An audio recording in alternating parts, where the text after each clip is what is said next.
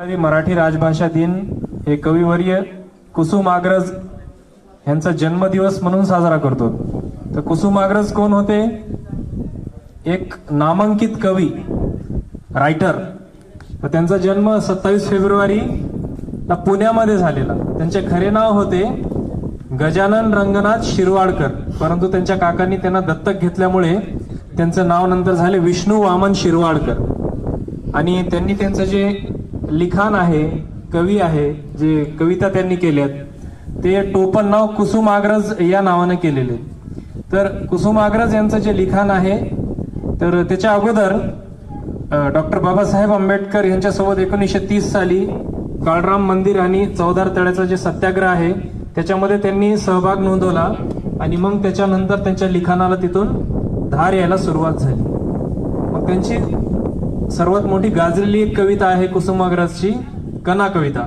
तर कना कविता तुम्ही वाचली असेल, नाही वाचली असेल, एकदा वाचून घ्या.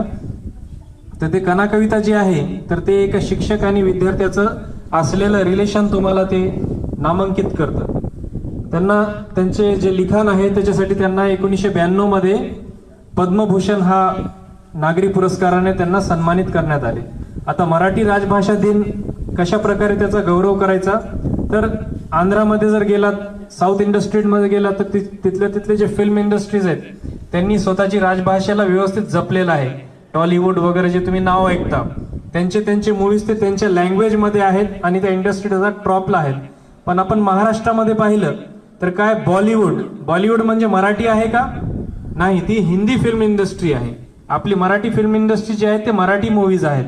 पण त्याची झालेली जे वाहत आहेत ती कुठेतरी थांबायला पाहिजे. म्हणून हे जे लिखाण काम ह्यांनी केलेले ह्या साहित्य सम्राटांनी, त्याला जर वाचलं तर ते एका सागरासारखं आहे. त्यांचा गौरव करावा म्हणून त्यांची जयंती आज आपण मराठी राजभाषा दिन म्हणून साजरा करतो. तर मी इंट्रोडक्शन नंतर अँकर्सला आता बोलवतो. थँक्यू.